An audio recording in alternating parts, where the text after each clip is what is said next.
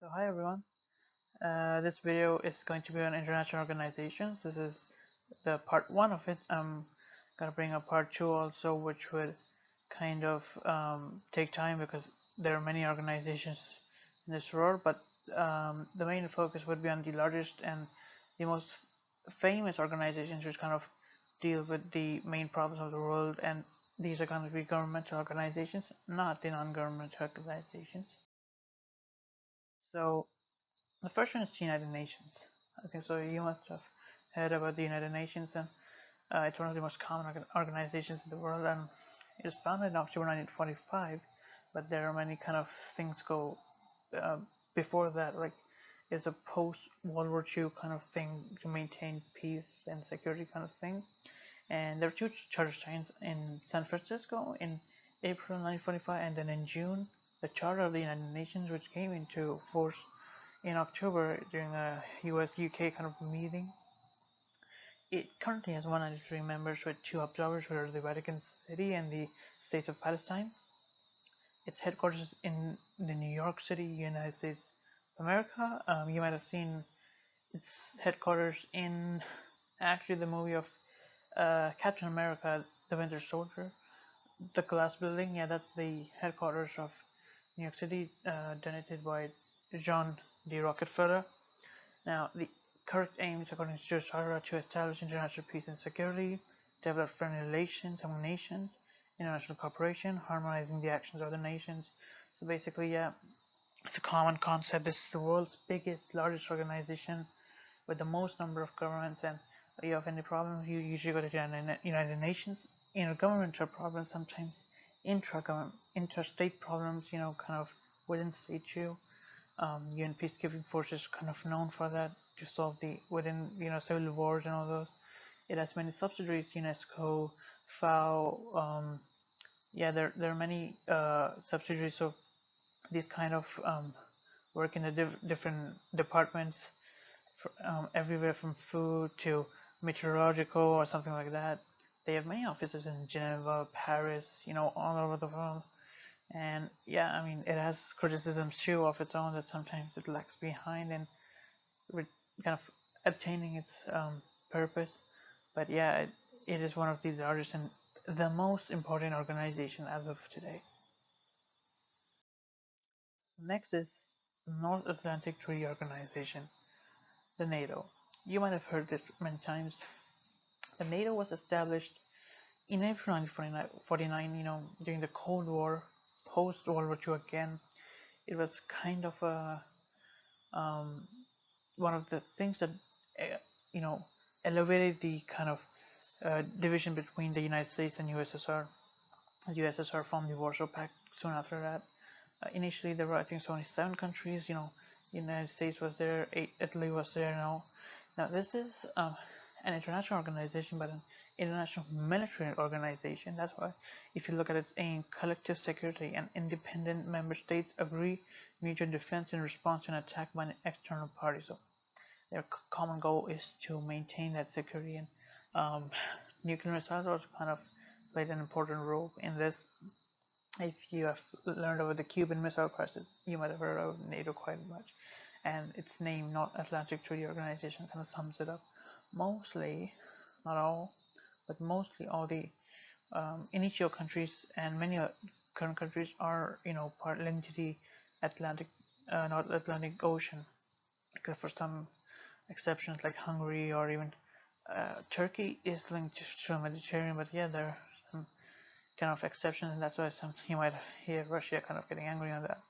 So yeah, its headquarters is in Brussels, Belgium.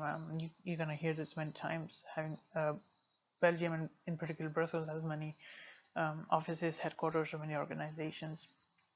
So yeah, NATO is basically there to kind of form a military organization. So if suppose a third party attack, let's say somebody decides to attack on Europe and you're part of the NATO, so you will be protected under that. Now, NATO is not only European nations; it also includes the United States and Canada and Turkey, which is a Euro-Asian. But apart from that, all the other members are European. And the last of today's would be the European Union. Again, you have seen this flag, except without these flags, of course. So many countries do kind of fly them. So this is the EU flag. You might have heard it recently due to Brexit, UK leaving it.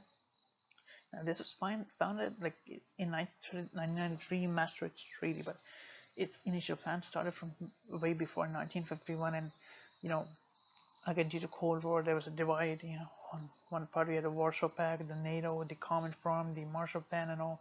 So initially, EU could not have come in play because Europe was kind of divided in a sense. But yeah, in 1993, you know, around 2 years after Soviet Union's fall and communism going away in European countries, so if we have now 27 members, 28 when UK was there, then its headquarters is kind of it don't have a particular headquarters. Mostly main, you know, kind of parliaments and things like that. The Council of European Union and all are located in Belgium and Luxembourg. Brussels would be more specific. Strasbourg also has one of the, I think so, the primary parliament. The Frankfurt has the Court of Justice of the EU, I think so. So yeah, it's pretty much divided amongst these. The EU policy aims to ensure free movement of people, goods, services, and capital within an integral market, enact legislation and justice in our home affairs, and maintain common policies on trade, agriculture, and development. So, yeah, basically kind of linking all the countries. You know, you might have heard the Schengen area. So Schengen area is where um, basically people goods and services can travel easily. Now, these countries, this Schengen area includes more countries apart from the EU, like Switzerland and Norway, which are neutral countries and are not part of the EU, but they do usually part from of the Schengen area, like other countries like Andorra, Monaco. You know, these city-states, small countries. Some of them, many of them actually use euro, which is the EU currency, but many just do not. Like I think so. One of the member states, Romania, does not use euro. They have their own liu currency. So yeah, but apart from that, usually the trade policies are not the same thing. It's a very diverse but very important organization, especially talking about the world, you know, international organizations. It has received criticisms.